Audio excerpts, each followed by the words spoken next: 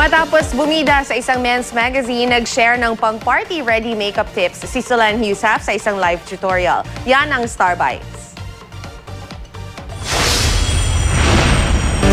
Actress, TV host, model, singer, painter, fashion designer, at makeup artist.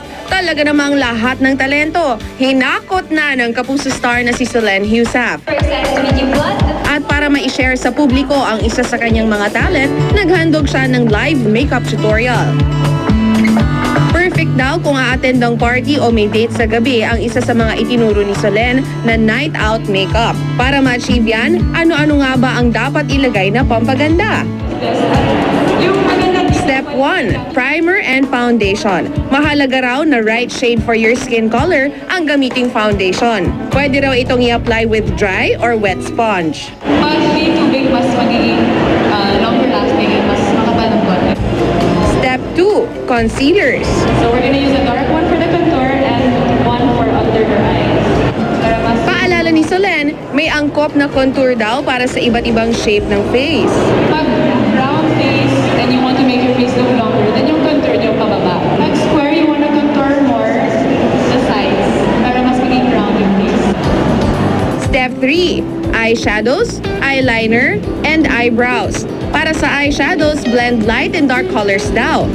Sa eyebrows naman, same color ng iyong kilay ang dapat gamitin para maging natural. Step 4, mascara. Pero syempre bago yan, dapat ay mag-eyelash curler muna. Ang step 5 naman, blush on. And lastly, step 6, lipstick. Para sa akin, pag dark na yung eyes nyo, don't go for like a red. I would go more for, if you want to go dark, dapat nasa brown side. This is it mga kapuso. Ready to party na ang ating model. Ang dami ko natutunan sa kanya, parang while she's doing my makeup, nakikinig talaga ako kasi ang dami ko rin mga naririnig na magandang advice. But wait, there's more! After the makeup tutorial, may pahabol pang ultimate makeup tips si Solenn.